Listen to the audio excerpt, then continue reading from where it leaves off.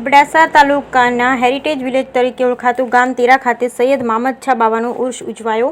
અબડાસા તાલુકા તેરા ગામે 2 કિલોમીટરના અંતરે આવેલા મામદ શાહ પીર બાવાનું ઉજવવામાં આવ્યું હતું, જેમાં ઘણી સંખ્યામાં શ્રદ્ધાળુઓએ શીશ નમાવ્યું। આ ઉર્ષ દર વર્ષની જેમ આ વર્ષે પણ શાનદાર રીતે ઉજવવામાં આવ્યો હતો, જેમાં હિન્દુ મુસ્લિમ ભાઈઓ એકતાથી સાથે મળી આ ઉર્ષ ઉજવે છે, જેમાં બખ મલાખડો અને ખાણાપીણાના સ્ટોલ તેમજ રમકડા અને નાના બાળકો માટે જુદી જુદી રમતો આ મેળામાં જોવા મળતી હોય છે, જેમાં બીજા દિવસે સવારના દરગાહ પર ચાદર ચડાવવામાં આવી અને ત્યારબાદ તકરીર અને ન્યાઝનો કાર્યક્રમ રાખવામાં આવ્યો હતો।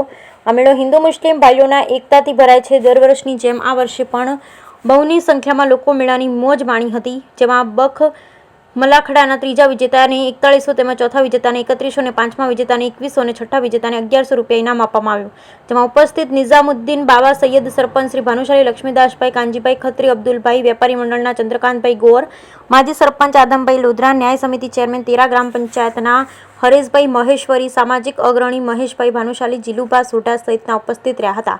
આ મેળામાં પંચ તરીકે સેવા આપનાર જત દાદાભાઈ તેમજ મંદરા આદમ હાજર રહ્યા હતા। Bureau report Rameshbhai Bhanushali, Naliya, Abdasa, Kutch. આજરોજ તેરાથી 3 કિલોમીટર એક જંગલમાં આ સ્થળ આવેલું છે, જે સૈયદ મામદ શાહ પીરનું હિન્દુ અને મુસ્લિમ સાથે મળીને આ મેળો એકતાથી ઉજવીએ છીએ। મારા પહેલાં જે બાવાએ વાત કરી આપણા, તો એણે કીધું કે રાજાશાહીમાં જે ચડાઈ થઈ હતી ત્યારે પણ આ પીરની બહુ જબરી ભૂમિકા હતી, અને બાજુમાં એક ડોશીમાં અહીંયા રહેતા હતા, બાજુમાં બકાલી, એને કીધું કે ભાઈ આ જે ફકીર હતા આપણા ઓલિયા, એ જઈને કીધું કે ચાય પીરાવ, તો એ કહે દૂધ બૂધ છે નહીં, તમે જાઓ। એક નાની એવી કે છે નાની એવી વાછડી ઊભી હતી, એના ઉપર હાથ રાખી અને સૈયદ મામદ શાહ પીરે કીધું કે હવે એમાંથી દૂધ લ્યો, તો એમાંથી દૂધ આવ્યું ત્યારે એ બકાલીબાઈને ખ્યાલ આવ્યો કે આ તો કોઈ જબર ઓલિયા છે, ને ખરેખર આના પરચા બહુ છે। અત્યારે સમજી લો કે હિન્દુ જેટલા મુસ્લિમ છે એટલા હિન્દુઓ છે, સાથે મળી ને સાથે બધા ઉજવીએ છીએ આ પર્વ એકતાથી। અહીંયા બખમલાખડો રાખવામાં આવે છે, અમુક નાના બાળકો છે એ ચાલતા ન હોય તો એની પણ અહીંયા માનતા કરે છે, ને એવા ઘણા દાખલા છે જે દીકરા હાલતા થયા છે, એટલે આના પરચા બહુ છે। અહીંયા સમજી લો કે બખમલાખડો છે, આજુબાજુ કચ્છમાંથી બધા સમજી લો કે અહીંયા ખાણીપીણીવાળા આવે છે, ખાલી 4 કલાકનો મેળો હોય છે। એવો ખાણીપીણીવાળો કે ચીચોડોવાળો એવો ન હોય કે જે 20-25 હજારનો ધંધો કરીને જાય અહીંયાથી, જે આવે છે એ રાજી થઈને જાય છે। એટલે આ ઓલિયાની ચમત્કારની શું વાત કરું, મારા કારણે કોઈ શબ્દ નથી। જય સૈયદ આ સૈયદ મામદ પીરનો મેળો એક હિન્દુ મુસ્લિમની એકતાનો મેળો છે। તેરાની અંદર દર વર્ષે આ મેળો યોજાય છે અને હિન્દુ મુસ્લિમ ભાઈઓ સાથે રહી અને આ મેળાની ઉજવણી કરે છે।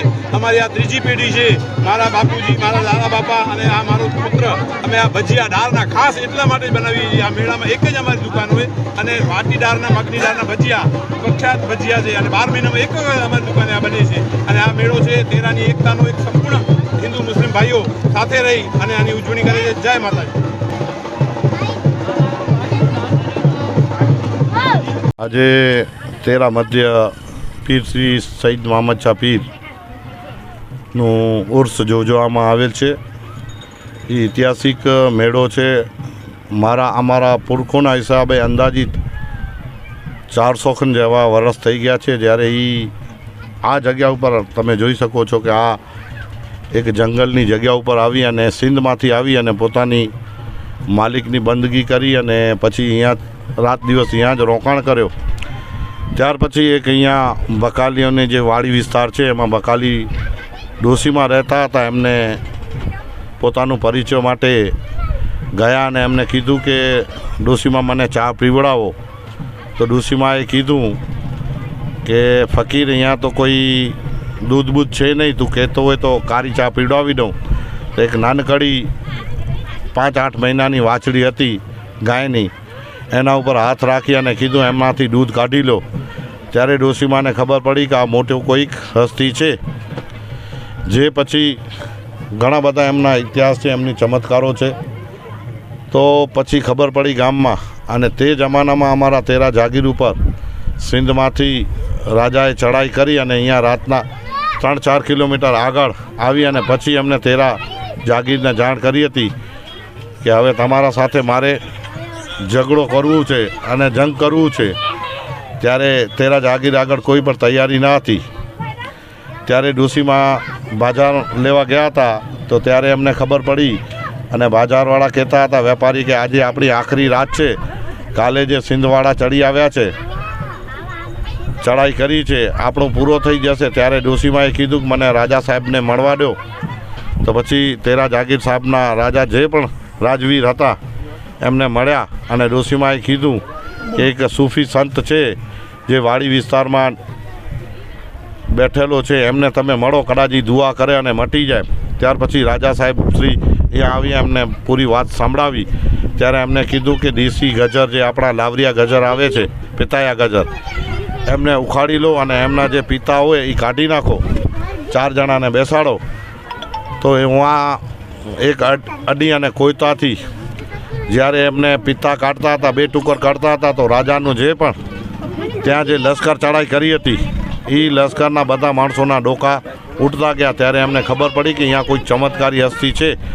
તો પછી ભાગવા માંડ્યા અને ત્યાર પછી તેરા જાગીર આ દુનિયામાંથી પીર સઈમા પીર પડદો કર્યો અને તેરા જાગીર અને તેરા હિન્દુ મુસ્લિમ મળી અને એકતા સાથે અમે વર્ષમાં એક દિવસ આ વલીનું ઉર્સ મનાવીએ છીએ. આજે મેળો છે, કાલે ન્યાજ રાખવામાં આવશે તથા દરેક હિન્દુ મુસલમાનનું આ પ્રતીક છે અમારા માટે. અમે રાત દિવસ એમને માનીએ છીએ. હિન્દુ મુસલમાન સાથે રહી સમિતિમાં રહી અને ઉર્સ યોજાઈએ છીએ.